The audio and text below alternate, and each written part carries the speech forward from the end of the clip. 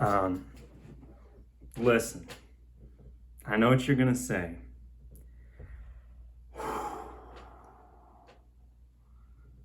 This is gonna hurt me a lot more than it's gonna hurt you. Today we're gonna read the first fan fiction I ever wrote, and it's still ongoing. Yeah. All right. Are you ready?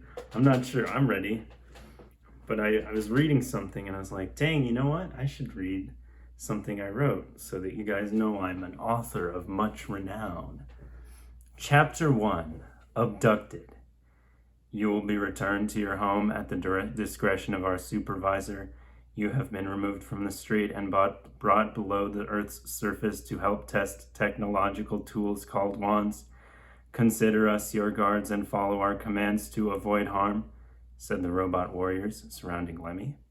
He had been mowing the lawn at his quiet suburban home in Grayland, Illinois, when he noticed a strange house. It had had a greenhouse dome peeking out from behind it. All Lemmy could remember after that was a flash of light, then darkness until he awoke here, surrounded by these chunky robots with their swords and shields like evil knights. Their heads were boxy with 3 eyes of different colors. Their bodies were ovals with 2 arms and a rectangular neck that supported their heads. They floated slightly off the ground. Let's see. I am sorry, but I must ask you to release him or face the consequences, Tall White Pony said, stepping out from the shadows. Oh, that's a good sign. We found our first typo, guys. We did it! We found the first typo. I didn't put an A there. Idiot old me didn't put an A in front of Tall White Pony. Okay. All right, I'm gonna calm down. I just need to take a drink real quick.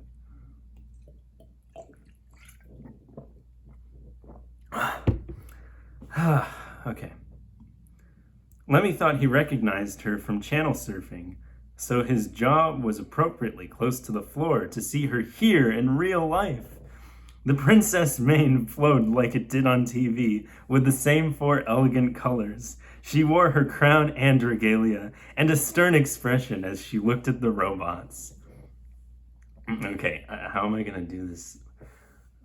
Let's see. You are Celestia of Equestria, Princess of the Sun, and Mr. Old's cheap rival, one of the robots rattled off in monotone. Consider us your guards and follow our commands to avoid harm. I will behave respectfully, but I would appreciate it if you would,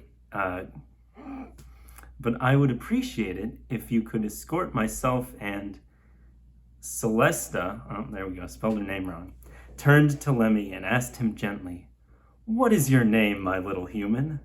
Lemmy looked up in surprise. The princess was real and she was talking to him. Oh my god. See what I mean? This hurts me to read to you. The typos and the flipping simple writing style with like no depth to it whatsoever. Okay. We're almost done. It's just chapter 1. He fumbled with the words a little as he replied, let's see, what does a kid sound like? I'm Lemmy, and I'm pleased to meet you, Your Highness. Yeah, that's where we're going with flipping Mickey Mouse voice. But anyways, I typed out stutters like it's supposed to be, I'm Lil Lemmy, and I'm pleased to meet you, but that's just really annoying to read. So I'm not going to do it. She seemed satisfied and turned back to the robots. Spellbots, I must demand that you bring Lemmy and myself to Mr. Old at once.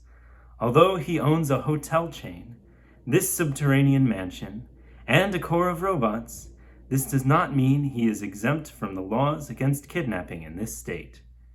She looked at each spellbot, as she had called them, in turn. They did not respond for a while, before finally grating out a single imposing sentence.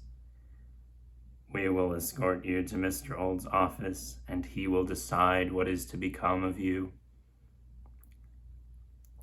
Uh, there's an author's note. It says, by the way, sorry about the cover art. I'm a writer, not an artist.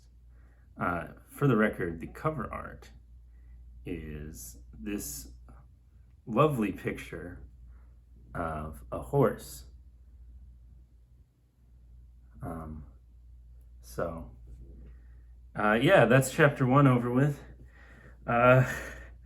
It gets a lot better than that, I swear. It's been like over 10 years. Oh, no, over 10 years. How old am I?